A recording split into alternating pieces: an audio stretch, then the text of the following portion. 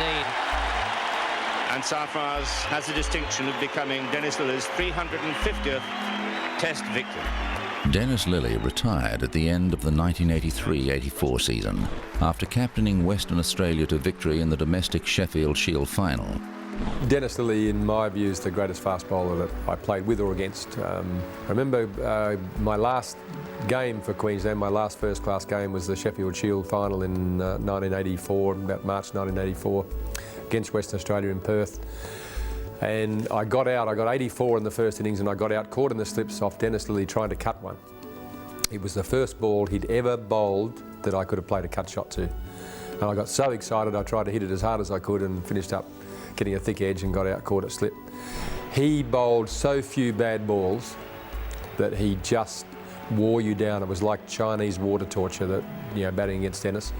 And he was most dangerous on wickets that suited batsmen, because he just wasn't going to give you runs, he wasn't going to let you win, and he made himself into the greatest fast bowler I've ever seen.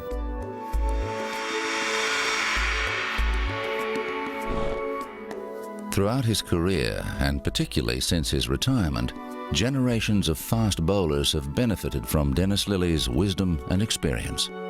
Champion fast bowler, one who a lot of West Indians learned from, because he had pace, he had a wonderful action, swung the ball. In fact, Malcolm Marshall's first tour of Australia, he went to Dennis Lillee and says, how do you get the ball to swing away and also to get it cut back in? And Dennis Lillee talked to him about it, and Malcolm Marshall then credited Dennis Lillee with showing him a few tricks of the trade. And of course, he was, as I say, a champion fast bowler. Oh, Dennis Lillee is arguably the greatest ever pace bowler in the history of the game, and we've developed a long friendship, since the days of playing right to the current time. And the thing that I admired greatly about Dennis was the fact that he was big and strong and aggressive, confident, marvellous skills, wonderful bowling technique. He intimidated the batsman with a bit of chatter from time to time, bit of gamesmanship, and he got you out. And what a tremendous role model that he has been for pace bowlers like myself to emulate. Dennis Lillee played in 70 Test matches. He took 355 wickets at an average of 23.92. He was the first Australian to take 300 Test match wickets. He took 5 wickets in an innings 23 times and 10 wickets in a match 7 times. He played in 63 one-day internationals, taking 103 wickets at 20.83, and was the first bowler to take 100 limited overs international wickets. No, I don't know about history, but I'd always say that Dennis Lillee's the greatest fast bowler I saw. And I'm probably thankful that I only had to play against him in Sheffield Shield cricket, and he was on our side in Test cricket. Despite his fierce competitive on-field persona, Lillee remains one of the most well-liked characters in the game. A good bloke off the field, really was. Very kind to me, actually. Made a point of coming up in that Test match and saying well bowled and well done, and congratulations on making your debut.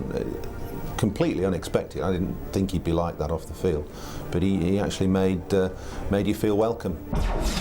Dennis off the field was a menace. He was so determined. After his back injury, he worked so hard to come back.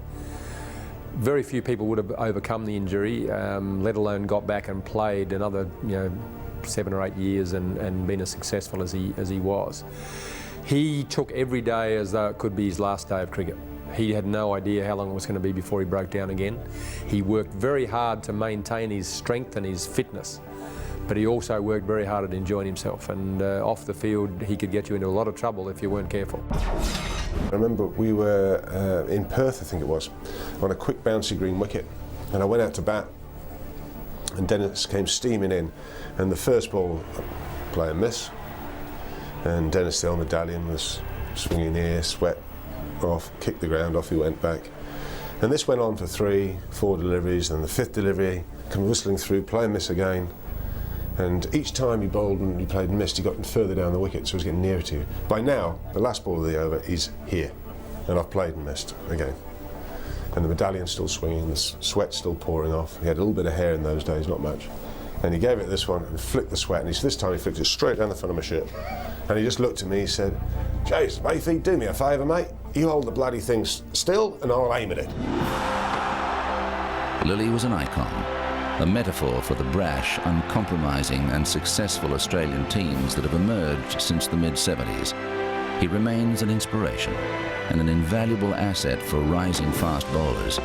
By general consensus, and certainly in the view of most other great pacemen, Dennis Lillee was the finest fast bowler of them all. He ranks in the top echelon of ESPN's Legends of Cricket.